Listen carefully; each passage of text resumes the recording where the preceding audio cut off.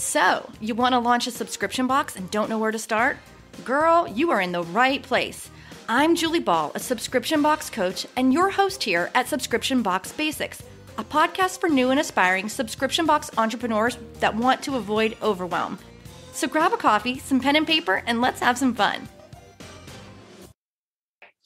Hey, everybody, and welcome back to Subscription Box Basics. I'm your host, Julie Ball. Today, I'm talking to a friend that you've heard on episode number 64. I have Abbey Ashley on the podcast today. And the last time she was on the podcast, we talked about how a virtual assistant can help you grow your business. Well, we're talking today more about how freelancers in general can help you grow your business and how Abbey's new online software, her new platform, can help you with that. So welcome to the podcast. Welcome back, Abbey. Thank you. I always love chatting with you. You and I go way back. We do. And it's crazy to see the growth of both of our businesses. And it's so fun to have those people that have gone through the journey with you. Because I feel like as entrepreneurs, it sometimes feels like we're on an island. Sometimes we feel like we have to make all the decisions. We have to wear all the hats.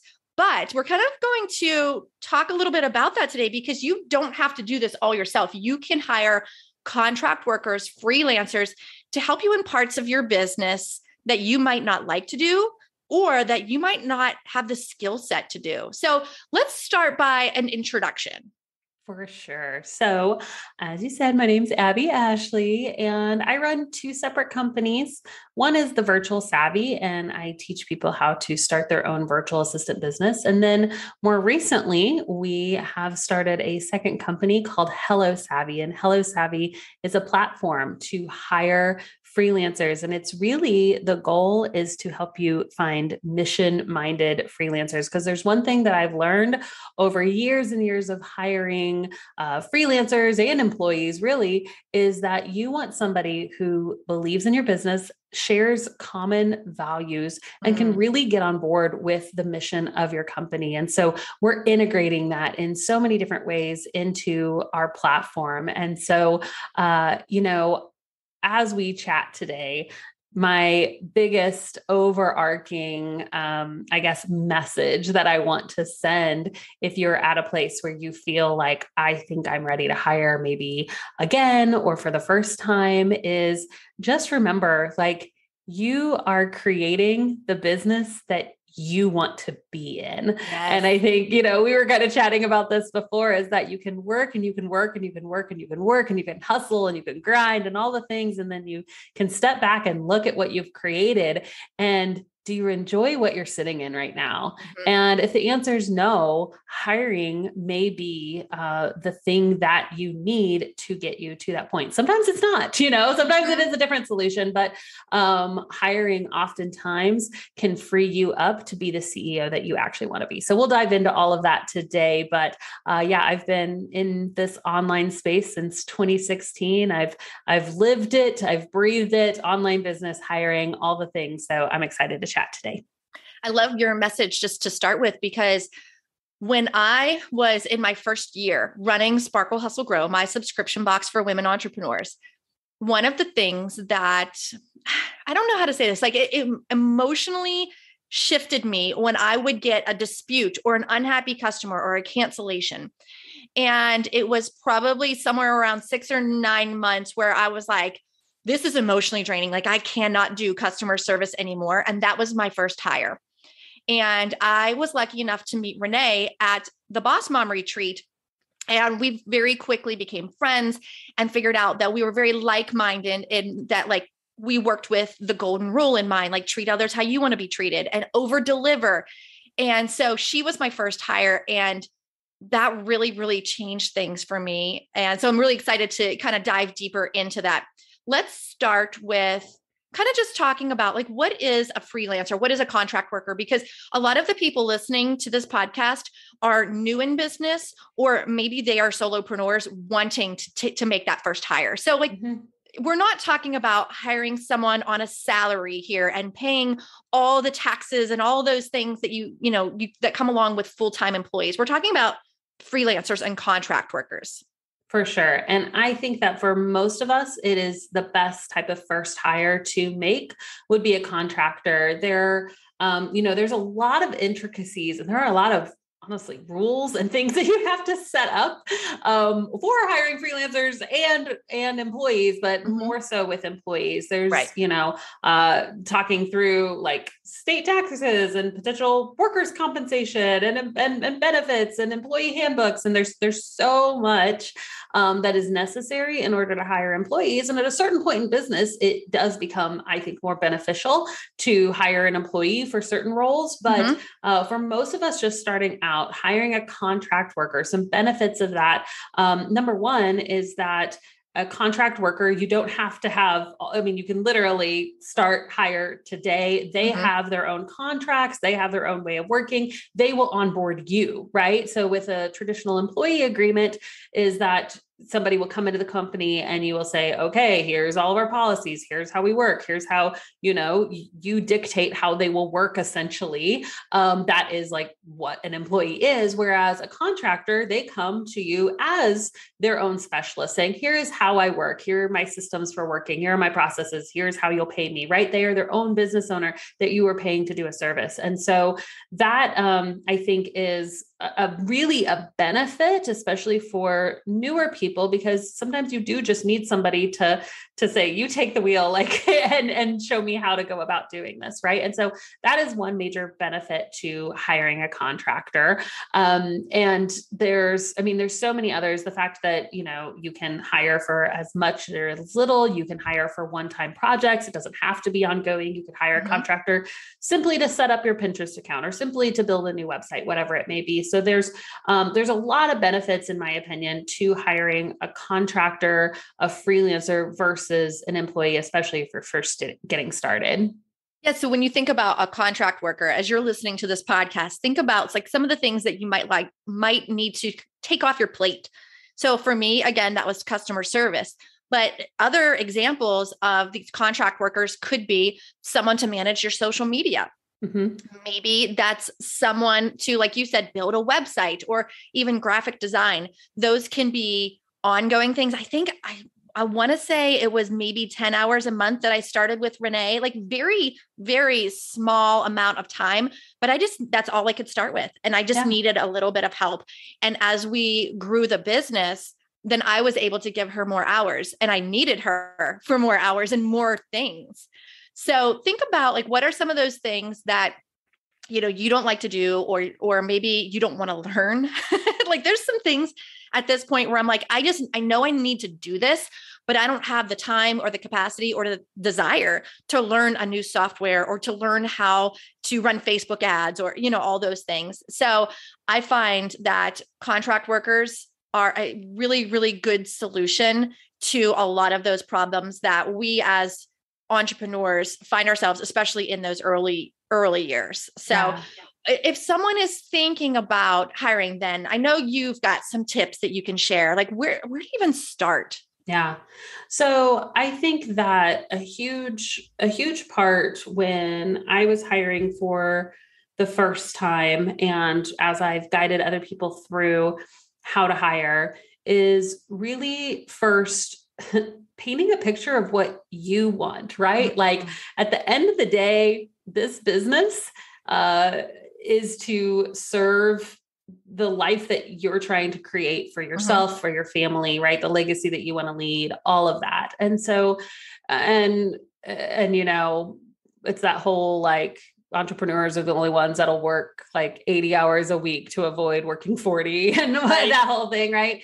And why do we do that? Why? And if you're going to be spending the time, the energy, hopefully not 80 hours a week, please. Right.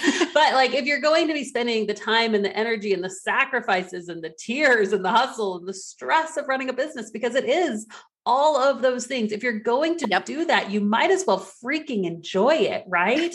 And so one of the things that I've learned over time is that, how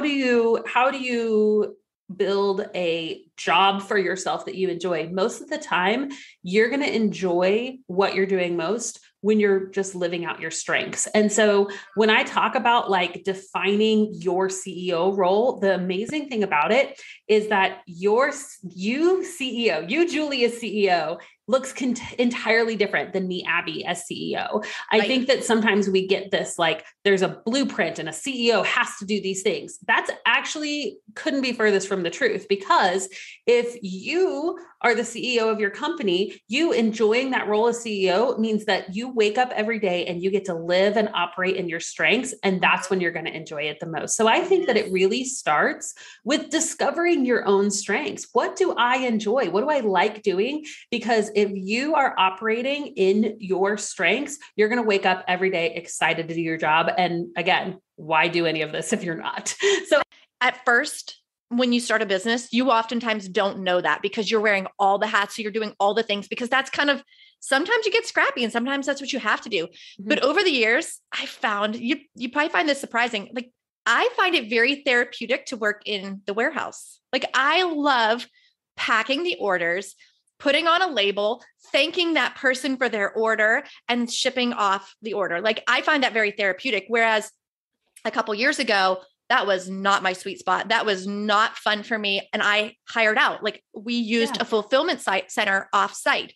So why I'm telling this story is because things can change too. Like the picture of you as a CEO in year 1 might look very different than the picture of you as CEO in year 5. And that's okay because you are the CEO. You get to paint that picture. If things change, that's okay. Yep. So I think that looking at, what am I currently doing? I always tell, and it's like, nobody wants to do this, but a time study can be so revealing. If you take 1 week, possibly 2 weeks, and just take that time to just track what you're doing while you're working, right? So you could use a tool like Toggle. It's like a free time tracking tool. You could use just a Google Doc or a spreadsheet. You can use, there's tons of different tools out there that you could use to do this, but really tracking your time for a week and then going back through and evaluating it. And you can even have kind of a like enjoyment rating or like how much of this is like my skills and things that I like doing. And there's certain times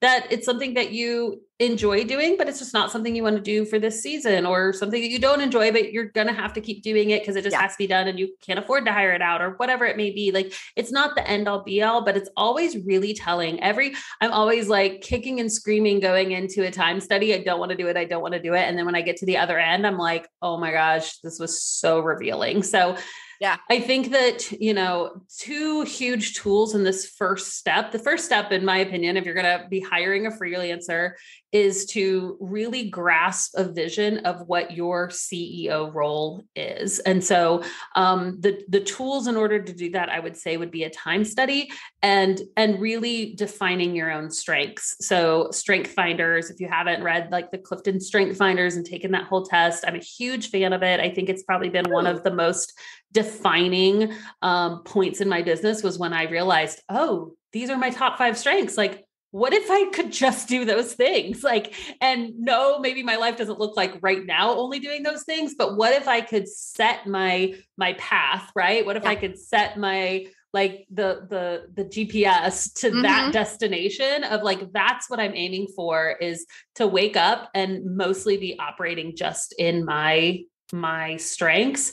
That's what the perfect CEO role, because that's where you're going to be the happiest, right? Like if you're operating in your strengths, you're going to be the happiest there. So like set that as your trajectory and then work backwards, right? So what are the things that don't line up with those strengths that you don't enjoy right now, that don't make you happy? All right. That can help you to start forming the job role that you may want to hire for next. That's so interesting that you're talking about that, because we have some kind of unconventional KPIs, key performance indicators here at Sparkle Hustle Grow. We look at the obvious ones, churn and boxes sent and revenue and all that. But we also look at we call it the joy meter. Like how excited are we about this project? And then we also look at the ease of doing business. Like if something is going to be super complicated and we're going to have to like tie together 6 different softwares and there's a high probability of, something breaking, we figure out a different game plan. So I love that you're talking about finding your strengths so that you can find your joy. And I honestly think we all need to keep those concepts in the back of our mind as we determine whether we're going to say yes or no to projects or to collaborations and things like that. 100%. Yeah. Yeah. So the next thing I would say, then you just so you can come up with like, after that exercise, you literally may be like, all right, well, I don't like doing social media. I don't like doing customer service. I don't like doing this or this or this or this or this. And the reality is that you might not be able to hire all of that out in the beginning. Mm-hmm. Right. And so at that point, I usually tell people to look at budget. I think that and it's often just a big question that people have is like, how do I know I have the budget to hire someone? So, when you're looking at how much money your business is making, you definitely want to look at over time. If you're going to be hiring somebody for an ongoing role, then you want to make sure it wasn't just last month that you could afford them, but probably the past, 3 to 5 months that it's like, yes, I consistently can afford this. And this gets really, this can get really difficult as well, because everybody wants just like that magic number, like what dollar amount should I pay a person or what percentage? And it is really so dependent on your business. So, I have an online course, and our digital course, we can spend in like the 30% range on team. Like we spend a ton on team and on people, right? Paying people is a huge portion of our expenses. Now, that is largely because we do a lot of manual advertising. We do a lot of organic advertising. And so, somebody else, our advertising budget, like what we spend on Facebook ads, right? Basically is really low compared to a lot of other online businesses. And so what we spend on team is bigger. What we spend on ads is lower. What you spend on product, right, might be really high, so that this needs to be lower. So I think that at the end of the day, it is coming to you start with your profit. Like at all expenses, I'm not willing to go below this profit number. Okay. You have to know what that is for you. At our business, like 30% profit is, and I'm talking like total net profit at the end of the day after we've paid everything, not just like, so at the end of the day, I really like a 30% profit at the bare minimum. Some people, like there's some businesses that was like, nope, 10%, we're good. Some businesses are like 50%. Like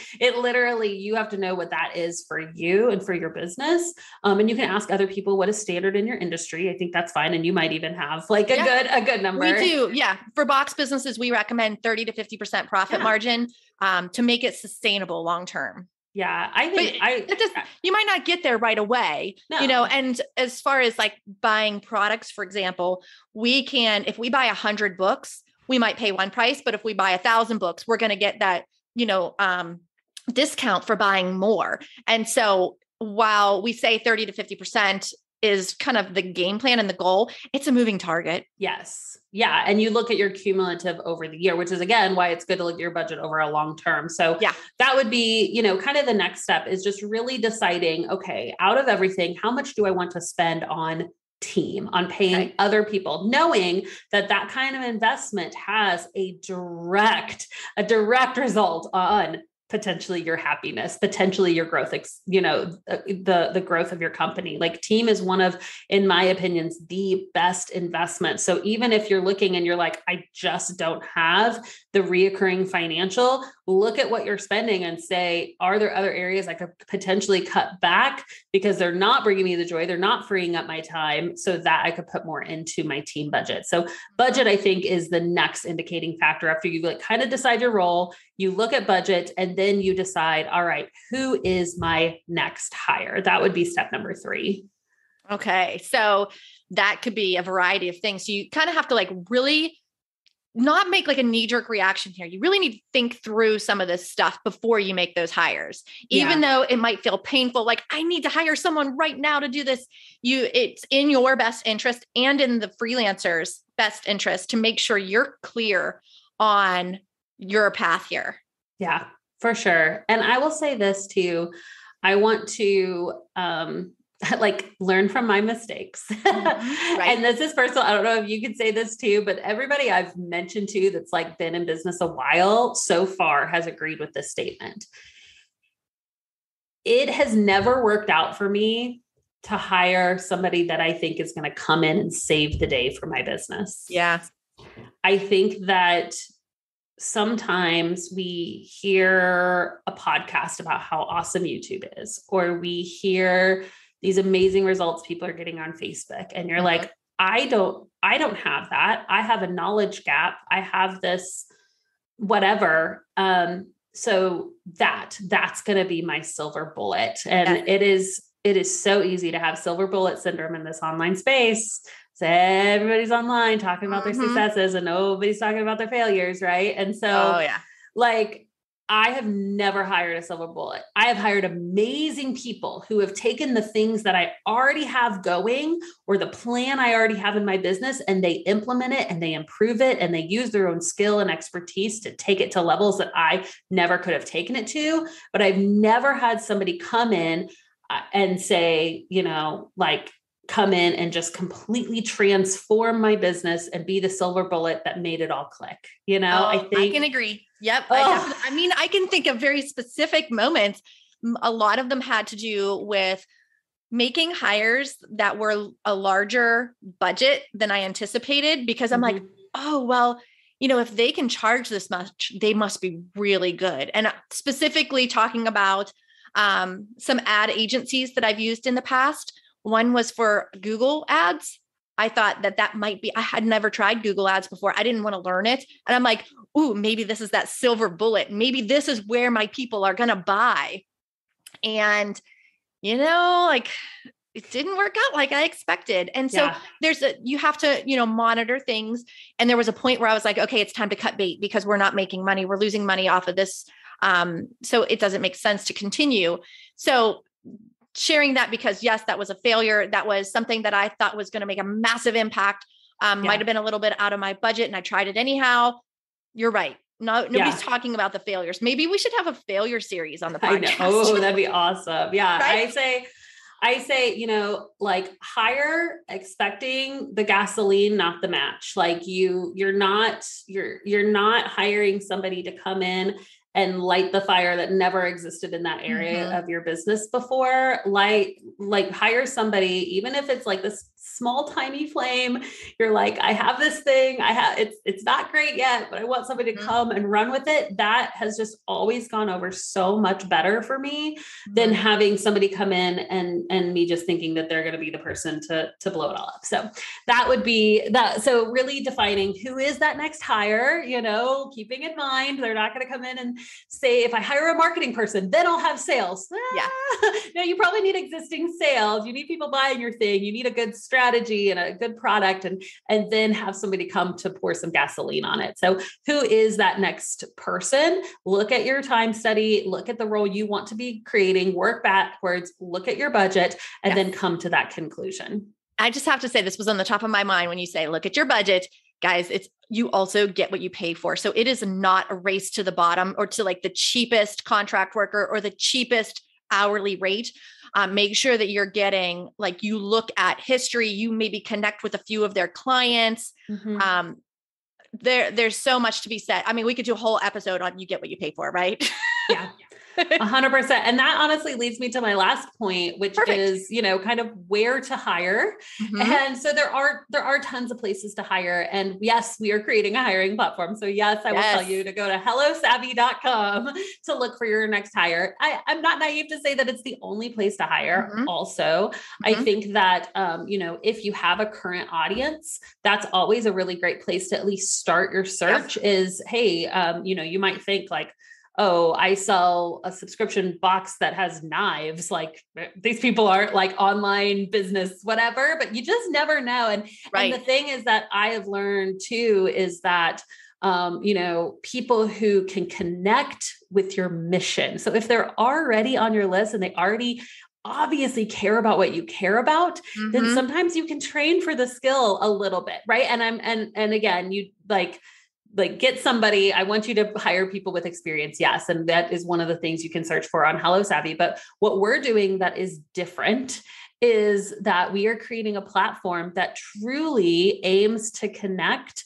small business owners with freelancers who have similar shared values, who can connect with your mission. So as a, as a business owner, before you post a job on our site, we actually ask for your company mission and values, right? And so it might take you a second to say, okay, let me get those together if I don't have them, right? But we want our freelancers to read those, to connect with them, to be able to shoot a video with their application to you to say why they resonate with your mission and values. Because again, you can train for skill. You cannot train for culture and for values fit. And so that's really how we're trying to change the game when it comes to hiring, because we've seen the difference. I know you've seen the difference, Julie, of when you hire somebody who just gets it. Yeah. And you can be willing to, again, I'm not saying completely forgo skill, right?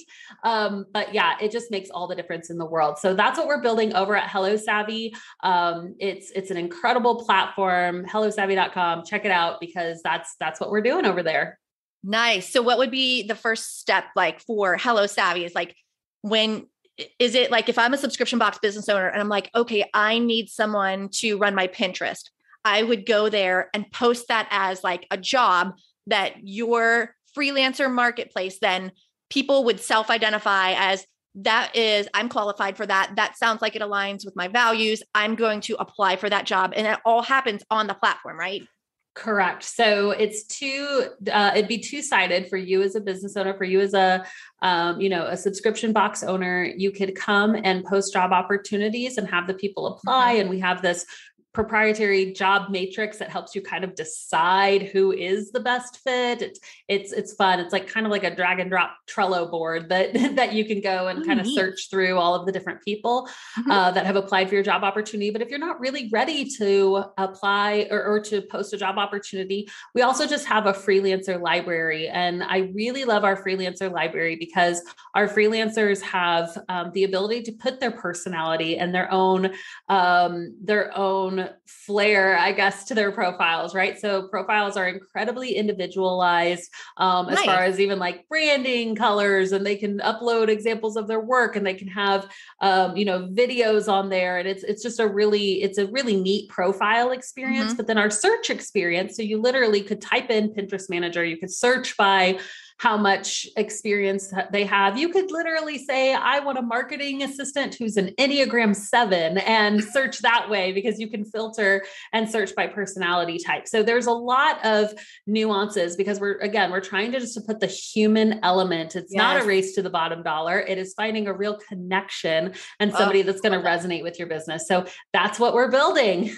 I love that, because it is going to result in so much more success for both parties, to find companies that you want to work for, and for business owners like myself to find people who want to show up and do the work and get excited about your brand. It just really sounds like a dream. I have hired, you know this, I have hired people through some of the other platforms, and it feels very transactional. We've had some success with it. We've had some failures with it as well. And so what I'm most excited about is that connection, like that human connection, like you were sharing, where people will align. I think that's really important. One of the things that we have in some of our email sequences for people who are just meeting us, maybe they sign up for a lead magnet or whatever, we talk about our leading principles. And so we talk about that golden rule. We talk about, we are a work hard, play hard kind of attitude over here. And we want to make sure that they know that we're all about women empowering women and collaboration over competition. And for them to know that stuff up front, they can either kind of weed themselves out as if this isn't meant for me as a product, or, oh my gosh, I love that, I need this. Yeah. And so that same approach that we kind of take to our potential subscribers, we can now take that same approach when we're hiring for new people on our team on Hello Savvy. For sure. So as you're listening to this, if you're really excited, like I am, you want to go over to hellosavvy.com and sign up for the waitlist. It will be available early this fall, like to actually put your job opportunities on there. And, if you think about it too, a lot of the people listening might have a skill set that they could also be a freelancer and make some money on the side. So go check it out. Where else can they follow you guys, Abby? Yeah. So we are like Julie said, hellosavvy.com. And you can also find us over at, on Instagram at Hello Savvy Co. And yeah, we're excited to have you guys come on, join us, join the wait list, spread the word. We're so excited.